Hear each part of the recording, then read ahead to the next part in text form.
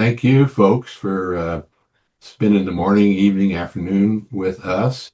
It's really a pleasure and a delight for me to be here and talk to you about a new book that Jenny and Chapman and I have just published about organizational culture. Let me give you a little bit of background. So Jenny is a social psychologist, and she is currently the dean at the Haas School of Business in Berkeley. And I am a sociologist who's been here at Stanford since 2000. And before that, I worked at Berkeley. So we've known each other a long time, and we haven't really ever worked together until this book on any paper project. But we have traded a lot of experiences and stories and students across the years. And she's not only a colleague, but a good friend. I think the book is unique in at least one sense in that she's a social psychologist and I'm a sociologist. And you hear a lot of talk in the university about multidisciplinary and interdisciplinary efforts, but in fact, they rarely are real things. This really was. We both have studied culture, but from very different perspectives. And we try to write a book for a general audience, for managers and executives. So first, a couple of comments about why we wrote the book. Because there's plenty of books out there. When I started in this business some years ago, it was commonplace for people to deny the importance of culture. People in the business world often said, well, I know all that's fun and games and fine, but, it doesn't really matter. You compare that to today, I think there are some people clearly who still believe that, but they won't say that in public for the most part. So almost everyone today claims to say that organizational culture is very serious and that's important for running a business, and that includes a lot of top executives on record. And I have reproduced here some slides from some quotes from some surveys that the top consulting firms have done that kind of verify that. And the numbers are astounding. Something to the tune of 80 to 90% of top executives, including CEOs, will say that culture is a very important part of their business and is one of the reasons why they're successful or not. Yet even with this, Jenny and I both teach a lot of classes and executive education sessions. What we found when we do that is that there is still some noticeable discomfort in the room. People accept that this is important, they recognize it, they want to do something about it, they're not quite sure what to do about it. There's some discomfort. Sometimes they'll delegate it. There's just a kind of uncertainty about what to do with it. There are lots of tales, stories, if you will. But in fact, when we thought about why this is the case, why there's some people who are just natural, so it's not true, but an awful lot of people it is. It's in fact that if many business people and managers and executives have in fact received very little formal training about culture and cultural management. Most likely, many of you got one course session in one class, possibly in strategy, sometime when you were getting your MBA. And you might have read some books here or there. They're all over the airport bookstores. They say all kinds of things. So as a result of the fact you have really very little training and you're not sure what to believe, we decided we'd try to step in and say what we think is true as social scientists. And so the main reason we wrote the book was really to take our knowledge as social scientists and try to write in a common way that lay people could understand to inform people what we as professional social scientists think about organizational culture and why we think it's important. And the book is kind of hinged around two things. One is a set of 5 common beliefs that we think are reasonably pervasive in the world. And we confront those. They're not just all myths. Some of them are sort of true, but each chapter in the book addresses one of these myths in some length. And then we have a chapter near the end that is kind of like a managerial how-to playbook, which is a list of levers that managers have at their disposal to use to try and build and sustain strong culture. And these are things I'll get to in the end. They're definitely underutilized, even though you will do and recognize many of them themselves. I should say, at any point, if you want to feel free to interrupt me and ask me to clarify or elaborate anything like that, I'm happy to do that. So don't be shy. So why do we want to do this? So one reason, I think a very vivid reason, is recounted by Reed Hastings. And Reed, of course, is the founder and previous CEO of Netflix. who wrote a book about the culture of Netflix, No Rules Rules, which I highly recommend to you. It's a very good book. But in the book, he tells one story about when Sheryl Sandberg came to visit him. He says, Silicon Valley executives do this shadowing all the time where they come and they spend a day a week with somebody watching him. And then at the end of the day, they sit down and they have a debriefing to say what surprised them, what they learned, what they didn't learn, and give them some advice, even too, sometimes. And he writes in the book, he says, afterwards, when Cheryl and I debriefed, she said, the amazing thing was to sit with you all day long and to see that you didn't make one single decision. One decision in a whole day at Netflix, a rapidly changing industry. So why is that, you might ask? And I think the answer to that shows the power of organizational culture. He didn't make decisions because he has a lot of people in those, most people in those positions that are making decisions for him. And they're not necessarily making the exact same decision he would make. They're making something pretty close. They're making something in the ballpark. They might even be better than the decision he would make. And he's letting them do it because it's a way of empowering them, letting them take over, take control, and run the business. And so as a result, he actually has less to do. It's an easier job for him once he has all this in place. There's some very systematic research on organizational structures that shows, in fact, what I'm going to call in this session, what most social scientists call a strong culture organization. In fact, those organizations have fewer managers, fewer administrators. The managerial overhead is lower in strong cultural organizations than in regular conventional organizations. Why is that? It's this reason here. It's that you don't need as many managers because often it's being done, the managerial work is being done by the peers and the workers themselves and never gets to be seen by the manager, let alone need for the manager to intervene. So what I want to talk about today is really four things here. So the first definition, which I think many of you know because you've had a good Stanford education, which is what is a good culture? And then from that, how culture affects performance. And then the core of the book is about these 5 beliefs. I'll run through them, and we can see, how your knowledge measures up to others. And then I'll briefly mention the managerial levers for culture and give you a pitch to study or look at chapter 8 if you haven't already. Okay, so a good way to anchor this is with Stanford's culture, since that's the one place we all have in common. So what do we think about Stanford's culture? We all admire Stanford at many levels. We probably have some things that we don't like about it so much. And so when we wanted to evaluate Stanford, we want to evaluate Stanford's culture, what would be the things that we would use? And so how do you know if an organization has a good culture? So this is the basic question we all ask. There's lots of ways to evaluate. Many people say, are people happy? Are they comfortable? Do they not leave? Things like this. To me, as an organizational theorist, a strategy analyst, a management analyst, I'm not very inventive. I agree with what almost everybody says who's looked at this seriously, which is it has to do with alignment. And what do I mean by alignment? I mean that the culture itself is aligned with the strategy. So in many ways, the strategy precedes the culture. So you have executive leaders. This is a kind of framework that's commonly used for organizational design. The first question they ask is, what business are we going to be in? How are we going to compete? What's our vision? Lay out our imperatives for strategy. How are we going to do this? And then from there, break it down one level to the key success factors. What do we need to get it done? What are the specific accomplishments, tasks that we need to have fulfilled in a capable way? And then the other part of it is the organization part. So it's human resources, what are the people we need? How do we need to design the formal structure around it? But today we're talking about culture. So it's really culture, and culture is the butter to the strategy. It's how do we get people to behave in order to execute the strategy? One way to think about culture is that strategy can only tell you so much, and anybody who's working in an organization has all kinds of things that they encounter, all kinds of decisions that they have to make, all kinds of resources that they have to allocate.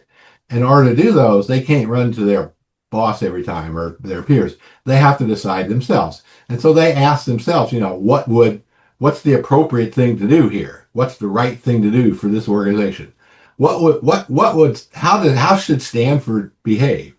What would a Stanford person do here? And that's really the question of alignment. So how do we behave in order to successfully execute our strategy?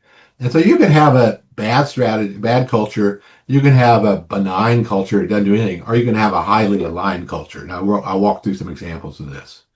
Uh, so here is a this is an actual cultural messaging statement from a company I did some work with quite a few years ago. And this is what they used to tell their employees, and they developed it with their employees, what their culture is. And they were from a bygone era and some kind of hippie type guys, but even though it was very serious business and multi-billion dollars, they called their culture the grooves. And they created these little cards that you see the 5, 10 tenets here of the grooves, really about human empowerment, respect for individuals. The ready, fire, aim is supposed to exemplify a bias for action, but each one of these is developed at some length, and they train their people and teach them about it, and really, really highly embraced by the people in the company.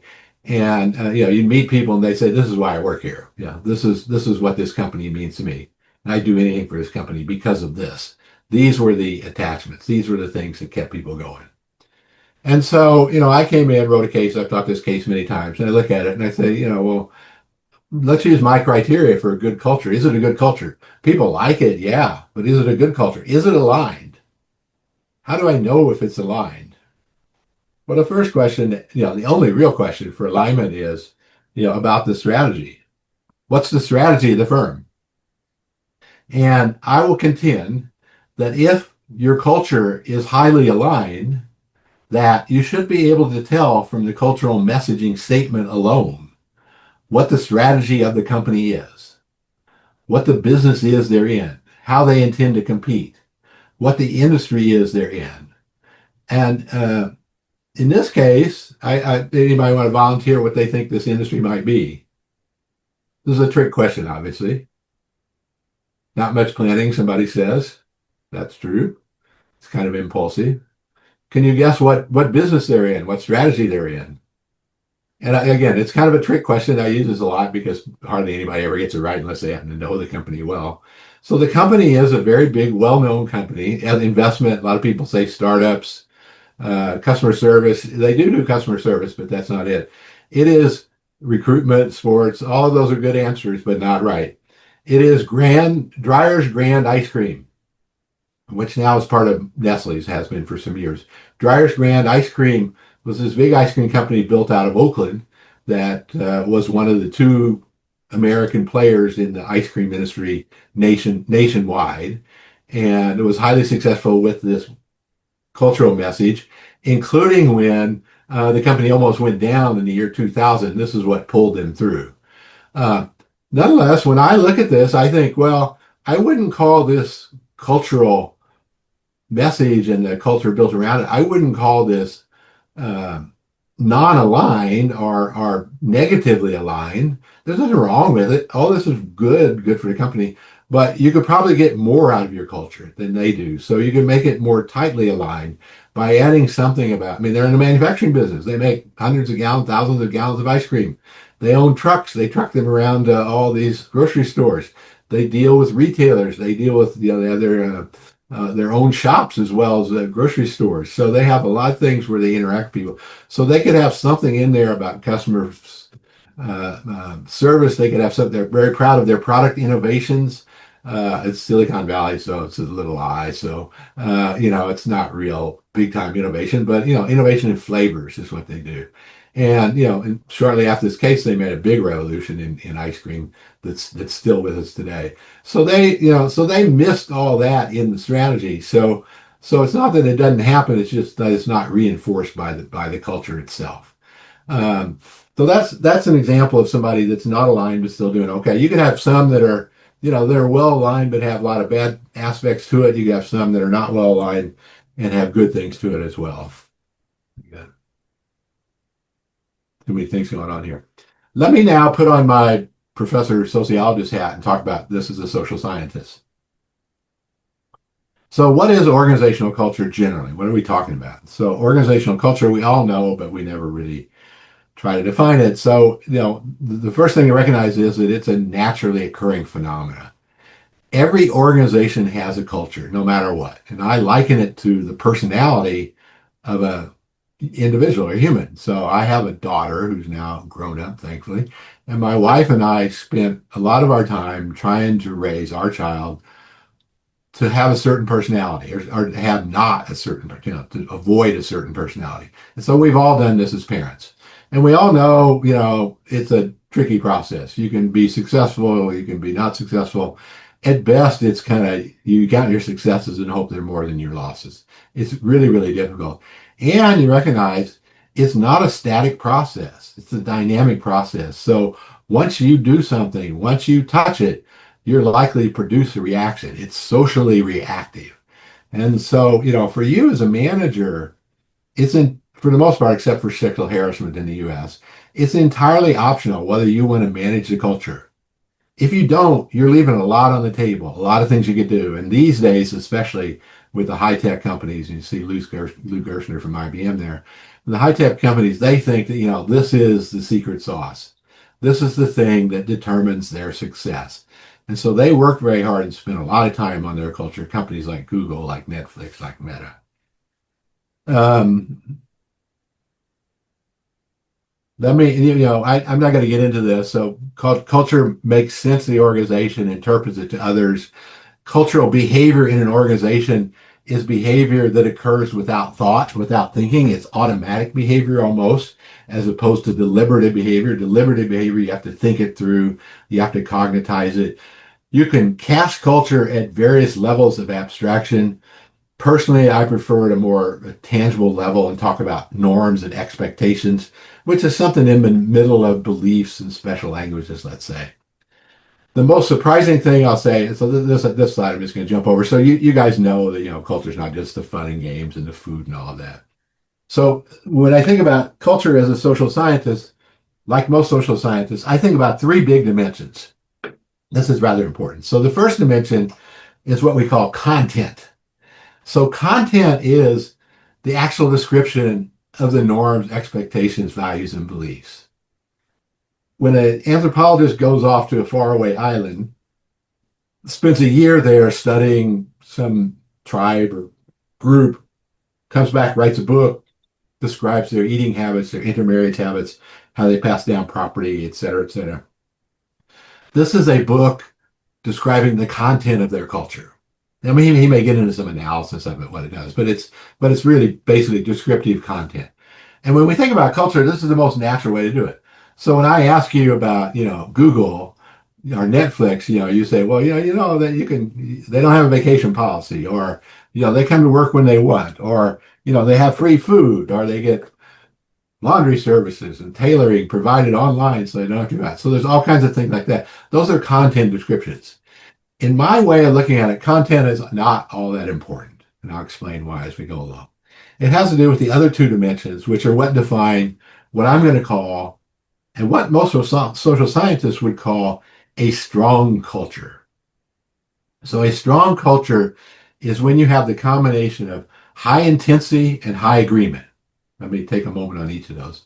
Intensity is when I not only hold a particular norm or belief or value, I feel very strongly about it. So strongly that when I'm working next to somebody who's doing some task similar to mine, in a normal organization, I might let it go because it's going to make me look good because I look better, my numbers are better.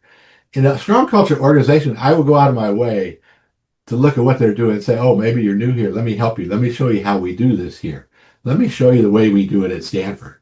So they feel so strongly about this being done right that they will intervene personally without the boss even seeing, and they will help the person to get it right, to do it the way they think they could. And agreement is what it means is that, on those core beliefs and values that we've agreed are important for the success of our business and for us to execute our strategy, that we don't argue about. We agree. We have basic agreement on those for the most part. So we have a pretty strong belief about that. So to put it another way, so just another diagram here.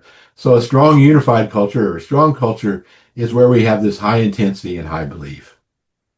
Now, why is content irrelevant?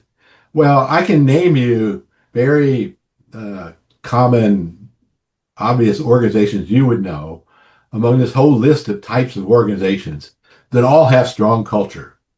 They all use, they all rely on high intensity and high agreement. things like SWAT teams for the police, terrorist cells, for terrorists, Navy SEALs, religious cults, social movements, nonprofits, all kinds of firms in different industries, mature companies, startups, business firms, you name it. I mean, just about any kind of content. So content is almost irrelevant. Any content can be used to build a strong culture around.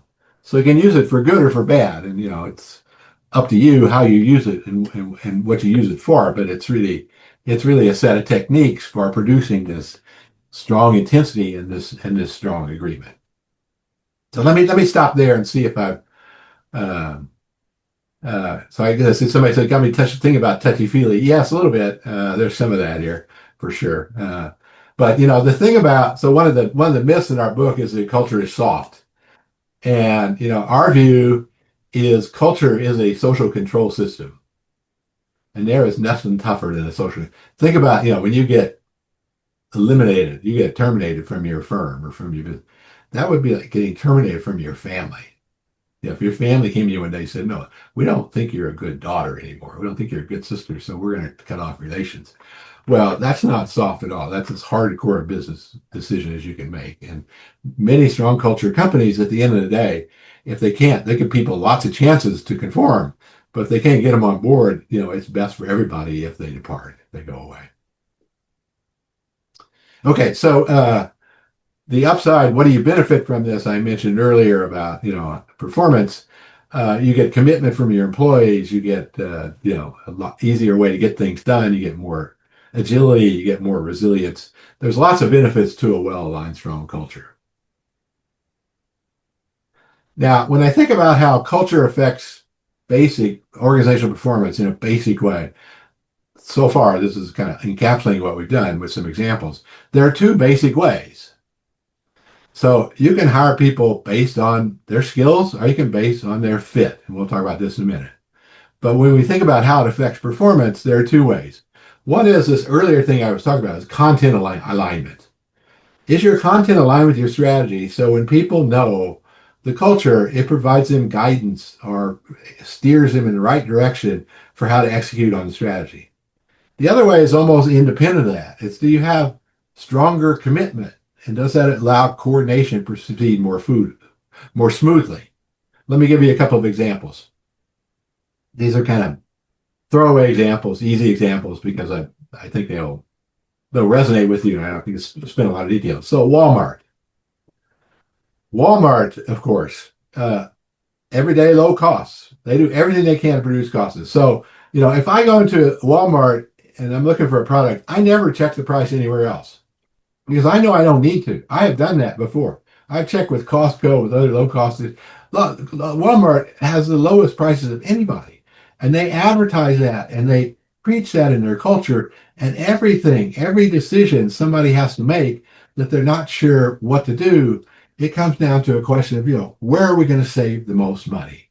What are we going to do? And how are we going to do it? And Walmart is very, very serious about that and continually reinforces that. On the other side, you have Amazon, which is a very different culture, which is innovation oriented and what they call customer centric. So they hire really smart people and they try to build new things that people haven't thought of, and they try to figure out ways to satisfy people. Now, they have a weird customer centric attitude in that they don't actually like to talk to people directly when they have problems.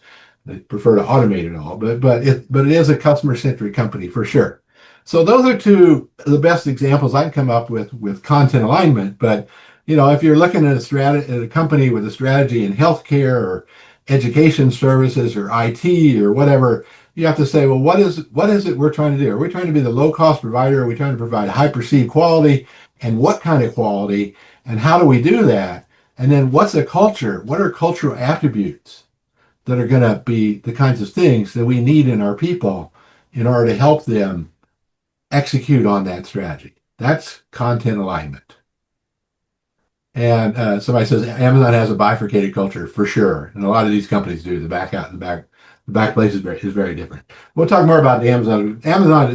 I know something about it. I don't know a lot about it in detail. They're kind of weird. I made a version to their customer centricity. Try calling Amazon one day. Your package doesn't arrive. Try giving them a call. You'll be lucky to get their phone number. I spent a whole day as kind of a research effort to try and do it. And it takes a long time. It takes eventually I got the right answer and everything worked. And they deliver, so they pull it off, but it's not what they're trying to do is not easy. Okay, so let me talk about the other way in which culture delivers on performance. And that is with the increased commitment and enhanced coordination. So when you have a lot of people who are together, interact regularly, who have the same values, norms, and beliefs, they create solidarity. They identify with each other. They develop broad relationship, do lots of things with each other, and they develop a loyalty to each other that is long lasting. Uh, they also, because it's internalized, the value, the norm is internalized. It's not that they're doing it because the boss wants them to do it. It's because they're doing it because they think it's the right thing to do. That's what psychologists call intrinsic motivation. There are literally thousands of studies comparing intrinsic motivation with extrinsic motivation, which is material rewards. Both of them work. Both of them work. The real question is which one is more powerful? Which one works better? And the jury's still out a little bit on this, but most people think intrinsic motivation is a much more powerful motivator. And certainly in a strong culture organization, intrinsic motivation is where the bets are placed. There's also enhanced coordination. Everybody's on the same page. They have quite a bit of agreement. When faced with a new situation, they're going to act in pretty similar circumstances. They don't debate it. They don't spend a lot of time worrying about it. And they offer them this advice, so without the boss getting involved. So it's a very efficient mode of coordination. So there's this enhanced coordination. So with a strong culture, you're usually going to get either content alignment or you're going to get enhanced communication and coordination. And one or both of those is going to be very impactful to the bottom line of your company. Most of you know Mary Barra. Mary Barra is an alum of the GSB. She got a master's of MBA, and before that, she got a electrical engineering degree in Detroit. She's worked her whole life at General Motors, and she's currently the CEO of General Motors. Well, as is the way in those big companies, especially in the old days, when somebody was going up through the managerial ranks and had the talent that they thought could rise to the top, at some age, 45 or 50, they would start rotating them through different functions in the company for a year or two, or different parts, different locations in the company for a year or two. So by the time they got to be 60 or so and were a candidate for the CEO, they had a pretty broad perspective of the whole company. So Mary got anointed, Mary did that, and Mary went to new product development and a bunch of other things. And her last stop before she became CEO, she was put in charge of HR, human resources. And so she knew nothing about HR. And so she had a meeting, got the HR team there together, and said, I don't know anything about HR. You guys are going to really have to help me. So it's like, could you tell me what's on the top of the list? What's the most important thing that you guys are working on in HR now? And so there's silence around the room first. They're kind of quiet. And then she presses them again. So finally says, well, last couple of years, we've been working on the dress code. And the room is silent. She looks at them all. She says, the dress code. So I didn't even know we had a dress code. So some guy runs out of the room, scampers into the back room, comes back with a draft of the dress code. It's 10 pages single spaced. And she hands it to him, and she takes it in front of the whole room, rips it to shreds. And she says, from now on, the dress code at General Motors is going to consist of 2 and only 2 words. Dress appropriately. What she says there is that the first group to push back was HR, and she called them on it and asked them what was the problem. They said, well, it needs to be more elaborated. And so everybody kept saying they need a more elaborated code. She says, no, it's these only 2 words. They said, well, let's use the 2 words to make the manual have to say more. Say, no, it's the 2 and only 2 words. And then she realized that, although this was a pretty small thing, this was a window into the culture, because if people weren't feeling empowered enough to make a decision about the dress code, and they were in charge of decisions involving millions of dollars, that didn't sit very well with her. I mean, they should be able to decide this pretty easily, given some of the decisions that they were in charge of. And so she tells that story a lot because she thinks it just illustrates how cultural management is different in how you kind of leave things to the judgment of the person rather than telling them exactly what to do, and that it's empowering in the process of doing that. But let me stop here before I get into the five beliefs of the book. We got about 25 minutes left. I don't want to take all the time with me just talking, but I will talk about the five beliefs and our judgment on those if there aren't any questions here at this point.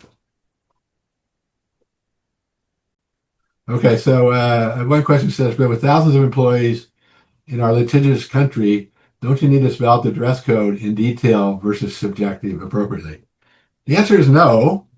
And they work through that. I mean, to this day, the dress code is dress appropriately. And you can go into, now they moved out of the Renaissance Center, but for many years you went to the Renaissance Center in Detroit and you might see Mary running down the hallway in a black leather biker jacket and her hair rolled up. And, it's clear that's not the day she's seeing Wall Street um, brokers.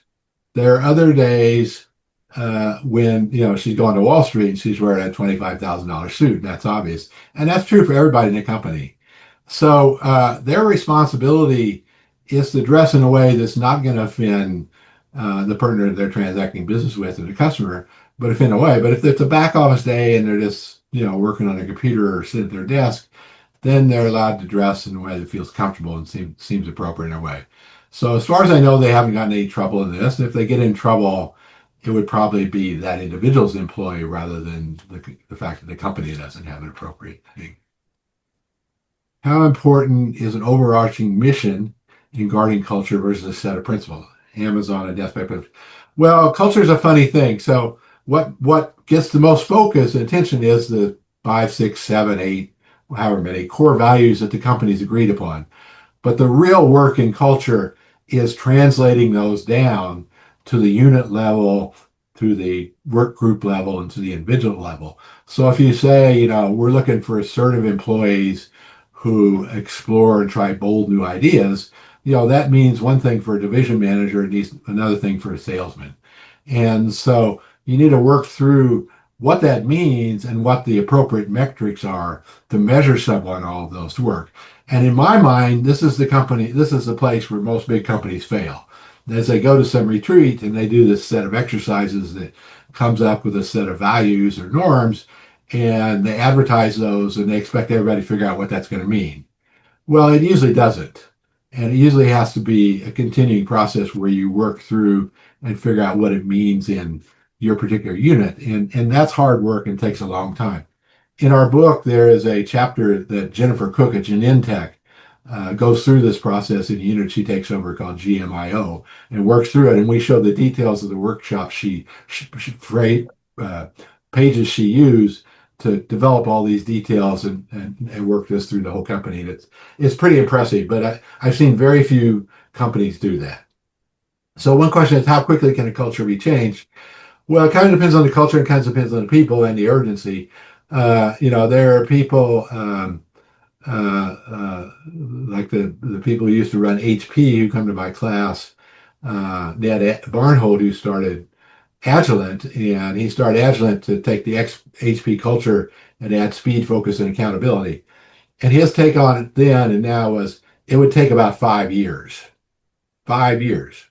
I mean, it's a big company, but they'd already had the core of the culture in the HP values, and they just want to add speed, focus, and accountability. You'll find other examples like Jennifer Cook and Alan Mulally, who turned around Ford Motor Company, as we discussed in the book, that changed their cultures in a radical way in a year or less. And so it's a matter of how much resource you have at your disposal, how much determination you have, and how much urgency there is to do it, or else the company's going to go down. So it's very important to have this. Question is, how important is it to have an overarching mission? Well, you don't want to have conflicts in the culture. You want to have something. The big vision is kind of an arching overall vision that is consistent with what happens before, is what's derived for it, but it's not in a direct conflict with it most of the time, or it's got a very explicit reason why it does, if it does. There's a question: would you consider a company stated core values like be curious and put people first to be their culture's content? Well, they're a high media kind of message way to try and do that, but I don't think they really explain to people what it means. And so if you're going to say something like be curious or put people first, you're going to have to give them specific examples of how that matters in the content. And it's going to be that's going to be much more meaningful than just say put people first, because that can be very ambiguous at times. It says, do you recommend a unified statement like always low prices on top of these core values? I think any unifying statement you can do is good, but again, you shouldn't stop there.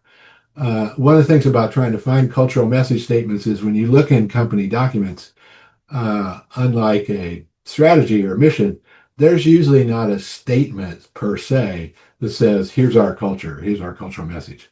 Sometimes there is, but a lot of times there isn't. You have to look, and it's hidden in all kinds of places. It could be called the mission, it could be called part of the strategy, it could be something else.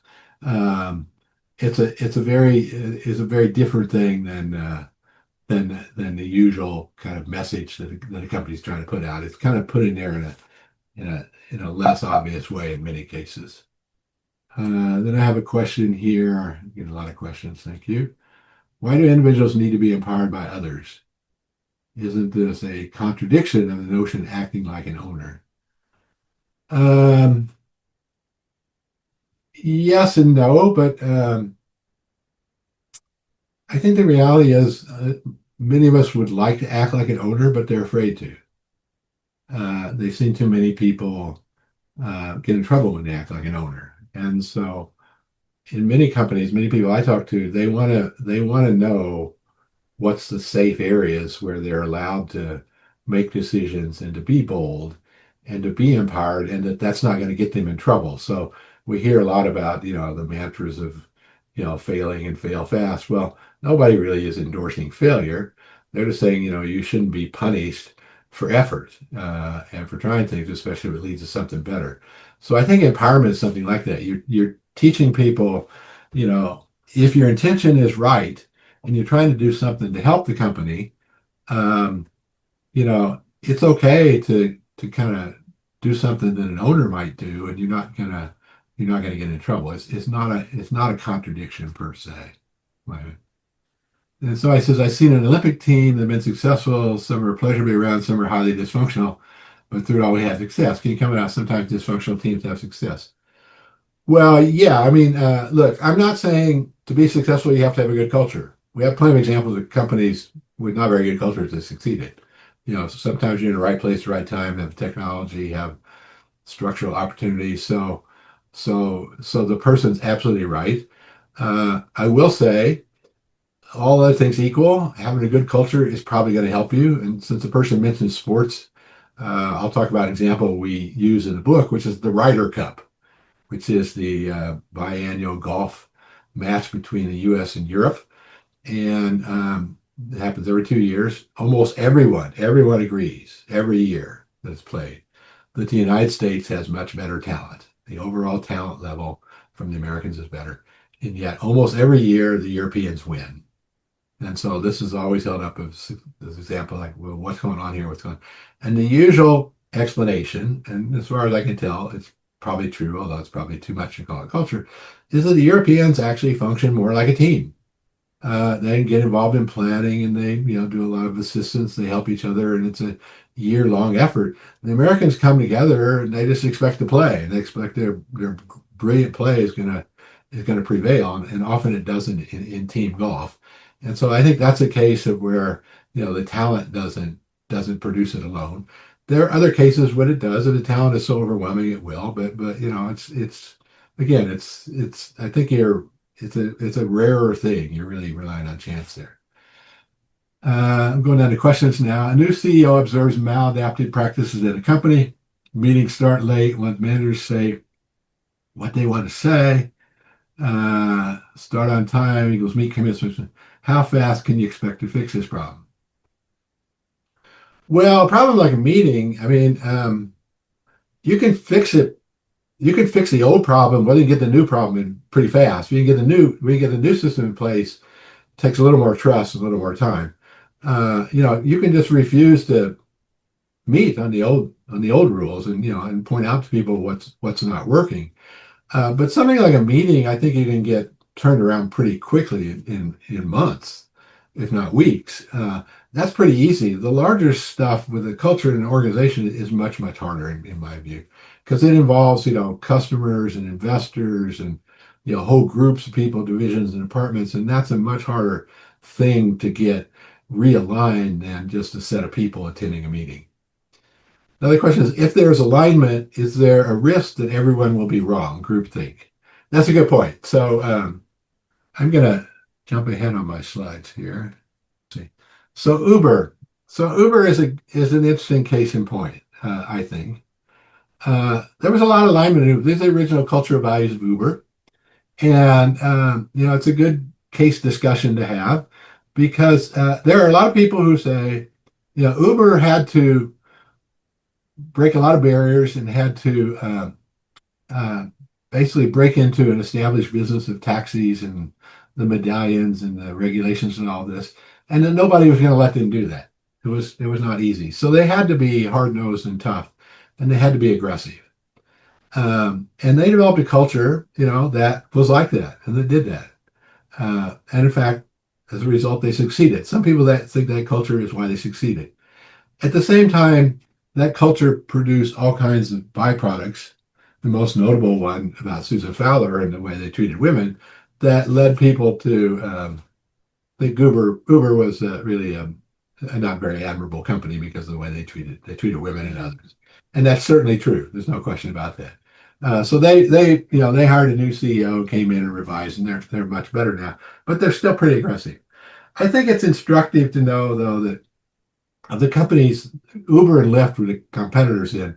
Lyft was the one that first broke the law. Uber did not break the law. It was a black car service, and they made sure to abide by the law, even though they were very aggressive. Lyft was the one that broke the law, and Uber seemed to get all the blame because of their reputation, because of Uber's. Um, they didn't go down. Obviously, they're still successful. Other companies that had groupthink that went down, I would think Eastman Kodak, let's say. Eastman Kodak had the technology for digital photography long before anybody did. Think about that. They had the technology for digital photography, and yet they've disappeared because digital photographers took over the world and promoted this technology and basically made cameras the way they are nowadays. And Eastman Kodak lost out. Well, why was that? Well, because everybody in that company was committed to film. Everybody was convinced it was a superior technology. It was cheaper. It was not going to be uh, superseded by something that was inferior. And they had customers, they had everything. So it was just a minor blip that they were going to be able to get past. So I think that's a great case of groupthink um, dominating and the company going under. Other examples would be, if you think about cults, religious cults like Synanon. Synanon, everybody pretty much thought the same. And, they were, most people's eyes, evil. And, eventually the law caught up with them and, they didn't, they're convinced, I'm sure to this day, they're all convinced they were right and they were really trying to rehabilitate people rather than transform them into robotitons or something like that. I'm going to keep going down to questions, and I'll come back to a slide or two in the end.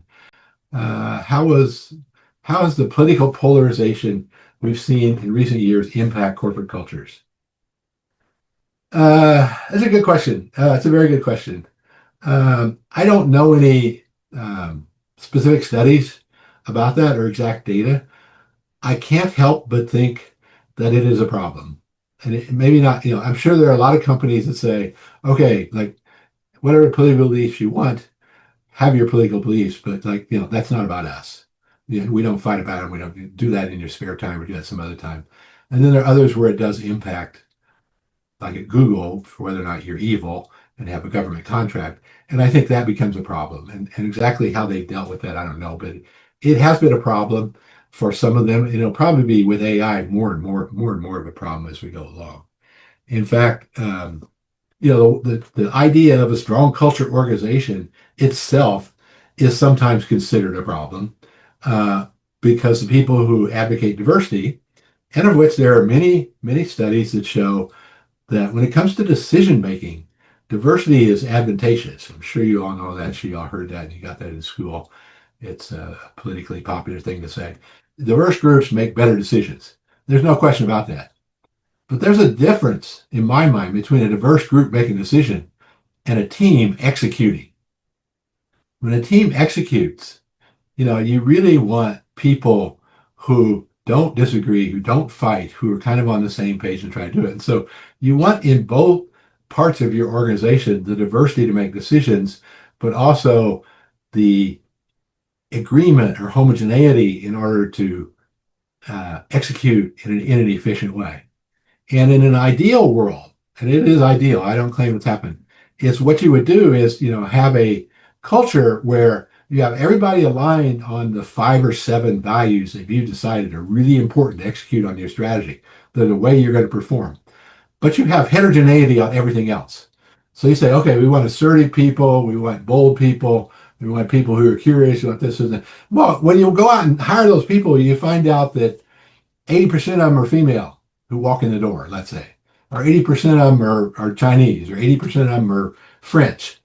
So in order to affect what I'm talking about, it takes a lot of money and a lot of effort to find the people with those characteristics in those much smaller populations. And if you ask me, when I talk to like the leaders in Silicon Valley, I think that for the most part, most of them are genuinely honest in wanting to diversify the employee base, including the executive base. They're finding it hard to do. They find it very hard to do. One of the reasons they find it hard to do, though, is because they're not willing to spend the money to find the assertive, bold, curious types at the type of the organization that aren't the usual model. So, and the problem is a sociological one, is that these characteristics are not randomly distributed.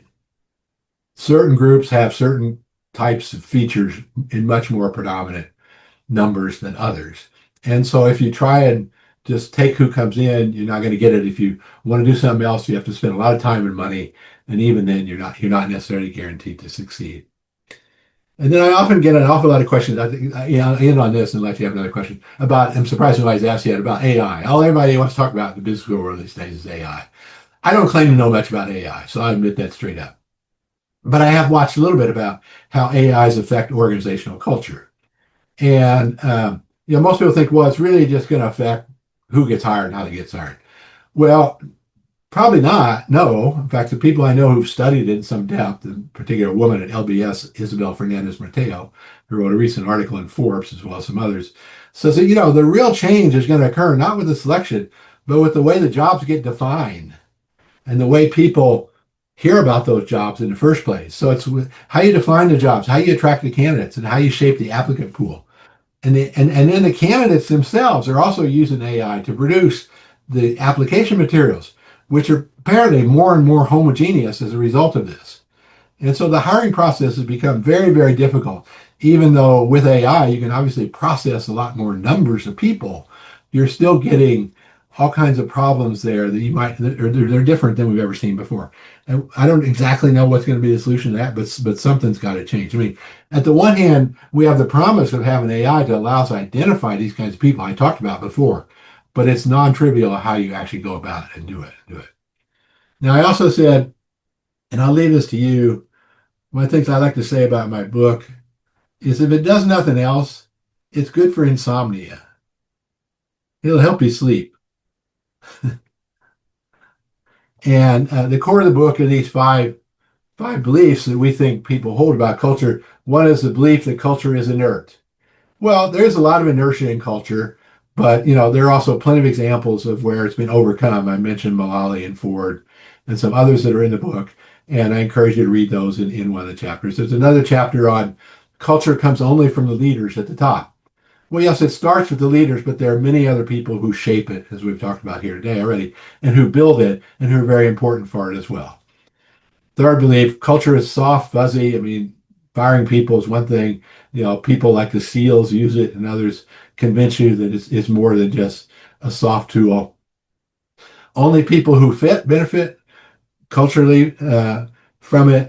That's not true, because if you get too much fit, as we talked before with Uber and you get conformity, and you want to have your idea. Excuse me, I'm going to sneeze, I think. You ideally want to have some, when I said homogeneity, you probably don't want 100%. You want some dissent so that you have some discussion. Some gets in. We tell examples about all these things with books. And then the last one, which is definitely false, without a doubt, is that culture does not affect the bottom line. There are lots of studies now that show that strong culture organizations, all the other things controlled, help you with retention of employees, help you with lowering the managerial intensity, often help you with innovation and customer experience and risk. Not always. There are certainly companies that can have high execution without a strong culture, but for many of them, this is a way to do it, and it seems highly successful for doing. So we're just about at time. So let me stop right now. Um, and I see a couple of questions here that I haven't answered. One more. Any thoughts about what to do when cultures collide, as in the case of acquisitions? Yes, acquisitions are an interesting problem. So I think that the problem with acquisitions, and you're right, many times they do collide because the two cultures can't merge, or when they merge, it creates a fight. Usually, it's because the rationale, the reason for the culture occurring, the merger occurring in the first place, is because of strategic considerations. So if you look in the Wall Street Journal, an announcement of a merger acquisition, they always tell you about increasing scale, about access to capital, about access to employees, access to markets, et cetera, et cetera. And then somewhere down around paragraph 17th is always my favorite one. It says something like one of two things. Says one of two things. You know, cultural integration is not going to be a problem because these two companies have very similar cultures. Maybe, maybe not. Or it says culture is going to be not be a problem because these two cultures have very different orientations. One is entrepreneurial and one is very bureaucratic. And we're going to combine the best of both to make an entrepreneurial culture that gets things done right. And so that's Ford and Daimler Benz, let's say, or Chrysler and Daimler Benz. And so there's a bunch of stuff like that. So it's hard to do. We know how to, from Hewlett Packard on, we know how to actually merge organizations. Technically, we don't know how to do it in terms of the values and norms. If you have different people, it's just gonna be hard to do. So ultimately, I think most people think you're probably going to have one side win out over the other, and the other has to accept it, or you have to have some kind of merger that combines the two. Most CEOs I work with seek not diversity of thought, not diversity of genetics. Yes, they want diversity, but they also don't want so much diversity that people say, "Why should I do that? I don't want to work. I don't want to do what you tell me to do. I don't want to work here. I think we should. I think we have different products. I think we have different people." So it's diversity within a limited set of ideas, most of which are bought into the basic plan, the strategy, and so within that they want imagination. Um, what's the best question to determine if someone will fit into your culture? Well, most companies do this the same way. They do it with lots of interviews. They interview many, many people over a long period of time. And then many people, it's very easy to figure out if you technically satisfy the qualifications for the job. It's much harder to figure out if you fit into the organization. And so they'll have them interview with all kinds of people from all over the company. And then at the end of it, they'll ask them a series of questions about how well the person, is this a Stanford person or not? Does this person act like they belong at Stanford?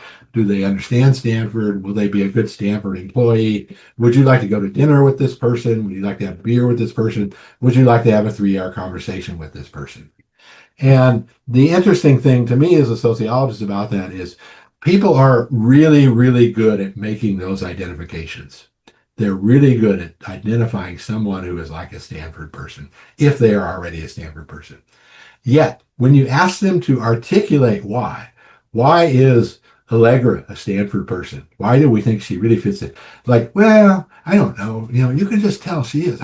They can't articulate it in terms of specifics. They can just tell you the global judgment again. The global judgment is usually right, but it's not something that is fully cognitized or thought about. To me, that's just fascinating how all that works. So some other questions. Um, some stuff about Apple. Apple illustrates diversity after agreement on strategy, after extensive discussion on how to proceed with the product. Yeah, so they I think that's certainly a strong cultural organization. Everybody in there has bought into the idea that Apple's an innovator, that Apple, has exceptional customer service, and they will do anything to make those things work. But they have to say they have agreement doesn't mean they don't debate or have discussion. It's just not about the big things. So they don't say, well, maybe rather than be Apple, maybe we ought to be, you know, Hewlett Packard, or maybe we ought to be a company that provides, $200 computers to the whole world rather than these $2,000 things to high tech people. So it's really not questioning the basic strategy. It says Apple employee here. We have a core value: listen, challenge, and commit. We can disagree, but once the decision is made, we commit fully. Yeah. So that I think that particular line is taken from Intel and Andy Grove, which is when Intel went into the memory business a long time ago. They went out of the memory business a long time ago. They made a decision. They left the building. They came back in. They said, okay, well, we're going to disagree. We can disagree but commit. And so until we announce the timing for the decision, okay, we're going to decide whether we're going to build a new fab, whether we need to build a new fab. It costs $3 billion. We want to build it in Japan. Blah, blah, blah, blah, blah. Let's spend between now and July 1st debating this. And so within that debate period, anything goes. Anything goes. Yes, great idea. Terrible idea. Whoa, bad idea. And lots of all the discussion they have. Then say, okay, July 1st, we're going to make a decision. They announce how the decision is going to be made. Then they make the decision. Once the decision made, you should be on board. And you can say, look, I didn't disagree with it, but we decided, and now I'm on board. Now I'm trying to make that happen. And so that again is very, very common in these organizations. And I think here's some more. What factor does workplace reward employees, employee perks, staff incentives play into the culture? Well, if you look in our book on chapter 8, so the one part I didn't say, so chapter 8 is about these managerial levers. And for every class and executive education session I teach, I usually ask people to briefly describe their culture and then say, would they like to change something in their culture? I've been doing this for a long time. Invariably, this is just astounding to me, invariably, 80% of the audience, 80%, for 20 years, any audience, young, old, engineers, salespeople, executives, 80% of them say, yes, our culture needs to change. Yes, our culture. Think about that. 80% of the people who work in this country or in the world maybe think their culture needs to change. Now, some of them it's a small change, some of them it's a big wholesale thing, but 80% of them say they need to change. Then I asked them, what are the 3 first things you would do to change it? And again, for 30 years, 80% of them, the top 3 things rise to the top. Agree and align on the cultural attributes. Well, you almost have to do that to have a strong culture. Then they say, align the incentives.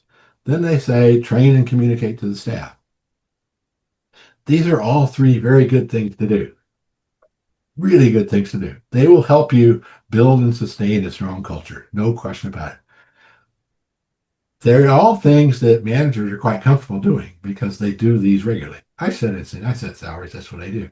I set up training programs, that's what I do. I hold a meeting, we get agreement on it. So these are things they know how to do, they're comfortable doing. They don't get outside of their comfort zone. And it's 3 of 20, 25. So if I go to this list here this is from chapter 8 in the book, all the different things you could do, you say I have 20 different specific levers listed. They're everybody choosing the 3 from there. So I say, why don't you think about some of these other things? Think about rotating jobs. Think about broadening the job design. Think about firing cultural misfits.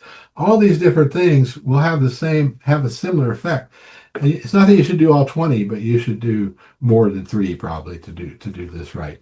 And any strong culture organization draws from this list, whether you buy into, believe, and think that their strategy, their goal and purpose is a good thing or not. So it's pretty compelling to me. Every time I look at it, I have more questions. I have 16 more questions. I'm not going to get to those. In acquisition, so a lot of these are comments. I'm going to let you guys read them. I'm happy if you reach out, you have something specific you want to ask me. Please email me. I'm at the GSB, you know where I'm at. So I enjoyed this a lot. I hope you did. I hope I didn't waste your time. And, like I said, you now have a good antidote for insomnia, if nothing else.